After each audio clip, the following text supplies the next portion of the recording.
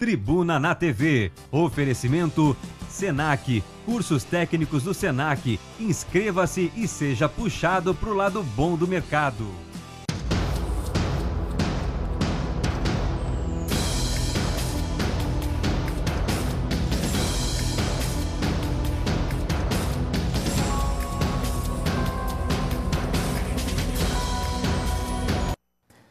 Boa tarde a você que está acompanhando a programação da TV MCA Canal 6, Itajaí, Itapema, Navegantes, pela Via Cabo. Muito obrigado pela sua audiência. A você também que nos assiste pela internet, tvmca.com.br, em qualquer lugar desse planeta.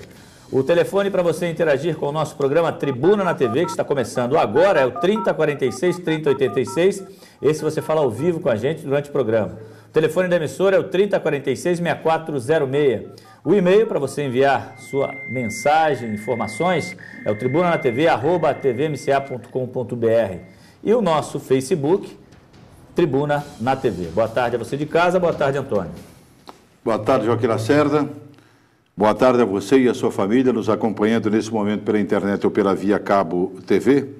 E como dizia o Joãozinho, os dias são diferentes, as horas são iguais. Ontem um dia chuvoso, anteontem também, muita chuva em toda a região, trazendo muita preocupação. E hoje, este sol maravilhoso aqui no sul do Brasil, muito frio, muita geada, caiu neve ontem em várias partes do estado e também no Rio Grande do Sul, que enfrenta cheias, hein? No Vale dos Sinos, principalmente no Rio Grande do Sul.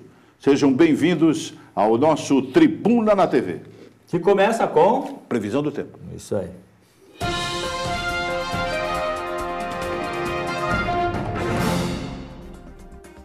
A previsão do tempo para esta quarta-feira é de sol entre nuvens, sem a possibilidade de chuva. A temperatura mínima prevista é de 7 graus e a máxima de 18. Acompanhe no mapa como fica a previsão para outras cidades de Santa Catarina.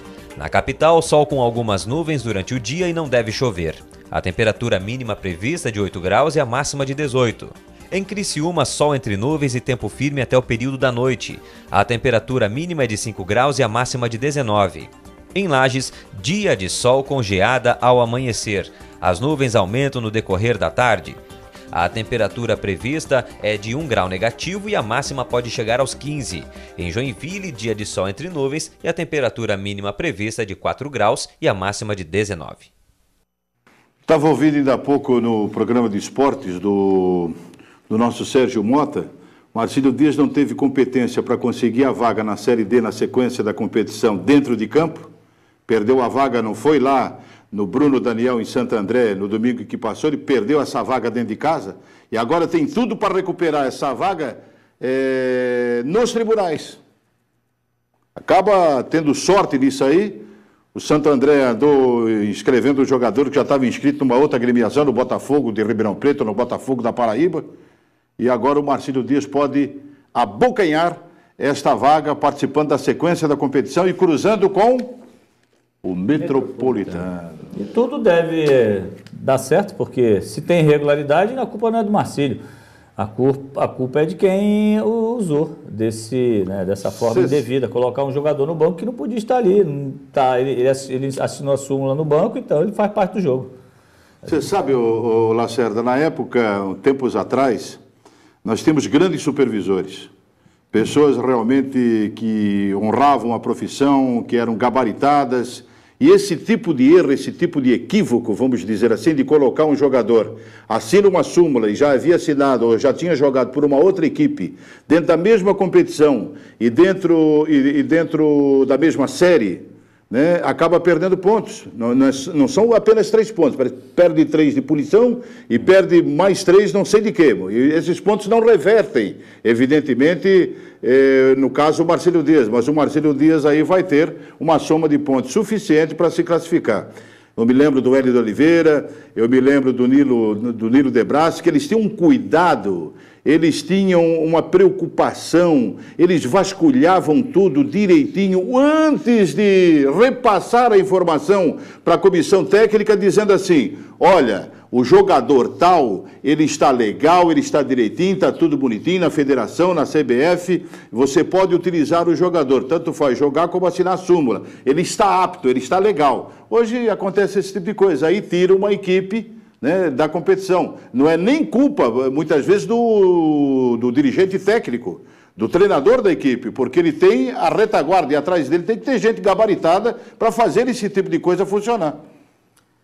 Olha, eu quero, antes de trazer a primeira matéria, hoje eu particularmente tenho uma admiração muito grande por essa pessoa, né, que já não está mais aqui há muitos anos, no meio de nós, na terra, vamos dizer assim, mas que deixou um legado e que teve uma importância muito grande no contexto mundial, principalmente no que diz respeito às raças. No dia 28 de agosto de 1963, ele discursou para cerca de 250 mil pessoas sobre o seu sonho de ver uma sociedade em que todos seriam iguais, sem distinção de cor e raça.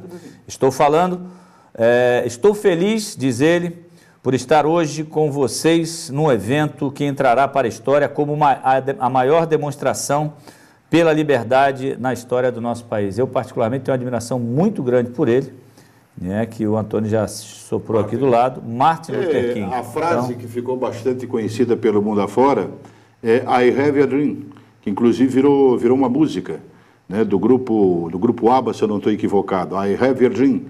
Eu tenho um sonho. E o sonho dele era fazer com que as raças, os povos, elas não se separassem em virtude da cor da pele. O asiático, o negro, o branco, enfim, o caucasiano. Ele queria os povos unidos. Uma canção do John Lennon em 1979, 1980, porque John Lennon morreu por aí também, já está fazendo mais de 30 anos a morte de John Lennon. Ele também, com a música Imagine, ele imaginava ter um mundo sem fronteiras. E o Martin Luther King, por lutar pela paz, acreditar na paz, naquele sonho que ele tinha, acabou, infelizmente, sendo morto. E no mesmo local onde ele pronunciou essas palavras, I have a dream, o Barack Obama, que é o presidente dos Estados Unidos, negro também na história, né, existem talvez mais diferenças entre os dois do que semelhanças, vai discursar no mesmo local, alguns apoiando e outros criticando. A baixa nas importações da farinha de trigo que vem da Argentina fez o Brasil aumentar a compra do produto em mercados do Canadá e também dos Estados Unidos. Com a alta do dólar, o consumidor sente a mudança no bolso e os comerciantes a redução da lucratividade.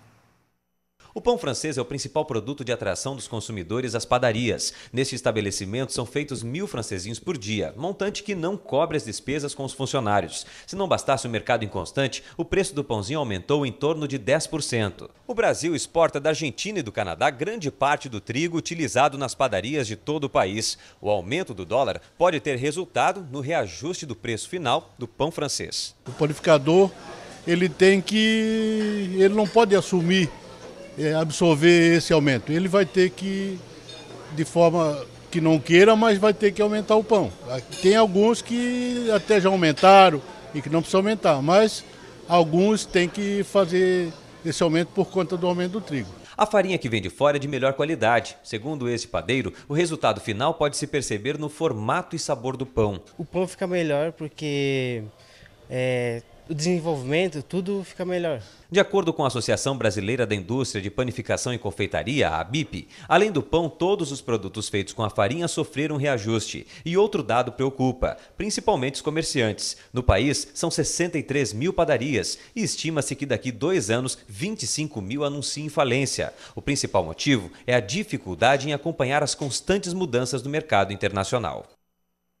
Diz um velho ditado, farinha pouca, meu pirão primeiro, no caso da farinha de mandioca. Aí no caso é farinha pouca, meu pãozinho d'água primeiro. E é claro que se o panificador, o dono do estabelecimento, vai comprar um saco de trigo que está vindo não sei de onde, do Canadá, ou vem da Argentina, e vem num preço mais salgado, sem redundância, ele vai repassar esse aumento, essa subida do trigo, o aumento no preço do trigo, para quem? Para o consumidor. Porque, na realidade, tudo acaba estourando no lombo do consumidor. É o consumidor que acaba pagando esses aumentos. É o aumento do combustível, que está sendo falado agora novamente. Até o final do ano aí teremos um aumento dos combustíveis. Quando aumenta os combustíveis, aumenta o preço de outras coisas, porque isso vem agregado, isso está atrelado. E agora no caso do pãozinho. Fique imaginando, né? Um país do tamanho do nosso, de dimensões continentais, terra para plantar tem, vai comprar trigo no Canadá. Olha, com relação à matéria que cita a provável, né, quebra aí de muitas padarias, um número bastante significativo, né, em pouco tempo, Isso também tem muito a ver com a concorrência que os grandes supermercados aqui de todo o estado e todo o Brasil vem tendo. Até porque eles compram em maiores quantidades, consequentemente conseguem produzir por um preço menor. Então isso vai estar interferindo naquelas padarias de bairro. A pessoa acaba muitas vezes indo no supermercado e já comprando seu pãozinho, enfim, todos os outros derivados da padaria, na própria padaria do supermercado, que tem preços bem mais atrativos, em grande parte, né? Não estou dizendo que em todos, né? Antigamente não tinha, né? Antigamente você também comprava o pãozinho por unidade, o pãozinho francês, que é o mais consumido. Hoje você consegue comprar o pãozinho pagando pelo quilo. E a gente percebe que devagarinho, devagarinho, devagarinho, o preço vai comendo pelas beiradas. Assim foi com o leite também. Fiquei assustado, entrei no supermercado esses dias, o preço mais barato do leite estava passando da casa dos R$3. Bom, tu ficar assustado com o preço não é novidade, né? Foi da Coca-Cola, agora com leite. Você sabe quanto é que eu quero ver o dia que tu não se assustar. Falar assim, cheguei no supermercado e vi um preço que realmente... Lembra da Coca-Cola? Tu também se assustou do refrigerante? Não sei se era Coca-Cola. O refrigerante que você... Agora tu tá com leite. Pois é, mas o leite está passando da casa dos R$3. Olha, o pãozinho, dieta, o pãozinho já deve estar passando da casa dos R$10 o quilo também. Sabe aquela dieta... Quem tem filhos? Sabe aquela dieta da água? Só tomar água, ficar sentado de frente para o sol. Dizem que o sol alimenta, né? Senta para o sol assim, fica olhando para o sol, né? Bebe só água o dia todo. Mas a água também, ultimamente, anda caro também, né? Até a da torneira, né? Anda carinho, né? Ultimamente tá difícil, né? Vem aí a cobrança agora do esgoto também na cidade de Itajaí a partir do mês de outubro. A partir do mês vai ter mais um adendozinho, mais um impostozinho para você pagar. Mas vai ter que pagar. Vai sair do lombo, sai do bolso do consumidor. É sempre o consumidor na ponta final que paga. Não é quem provoca o esgoto, não é quem... Sim. Eu só estou dizendo o seguinte, ô Lacerda, tem certas horas que eu imagino o seguinte, trocar tudo aquilo que eu pago de imposto, de taxa, enfim, que eu pago mensalmente, pelo que eu ganho. Eu acho que ainda sobraria algum para mim, porque ultimamente está mais ou menos assim, conforme eu já ouvi, é mês demais, é dia demais no mês, e dinheiro de menos no bolso. Imagina uma família aí com 4 ou 5 filhos, o pãozinho francês. E cada criança dessa, muitas vezes, os meninos e meninas, não come apenas um pãozinho como o Antônio Carlos, ou 2 no máximo. Come 1, 2, mas olha, eu vou dizer uma coisa, graças a Deus eu não sou surdo, porque eu consigo ouvir essas coisas, porque é brincadeira, viu? Você está querendo colocar crianças mais água vão trocar armas por da livros, Santa Ceia? Crianças vão trocar armas por livros e brinquedos educativos hoje à tarde em Camboriú, na Escola Joaquim Magalhães. A ação faz parte da campanha Armas Nem de Brincadeira, você está acompanhando algumas imagens, que já está no 3º ano consecutivo. A campanha de desarmamento infantil da cidade foi instituída por uma lei municipal em 2011. No ano passado, o município recolheu 170 armas de brinquedo. Este ano, a expectativa é dobrar esse número. Olha, eu fico pensando o seguinte, tem essas campanhas no município, tem essas campanhas de tudo quanto é canto, né? E os pais? Onde é que entram nessa história? Por que continuam dando essas porcarias para os filhos? Você daria?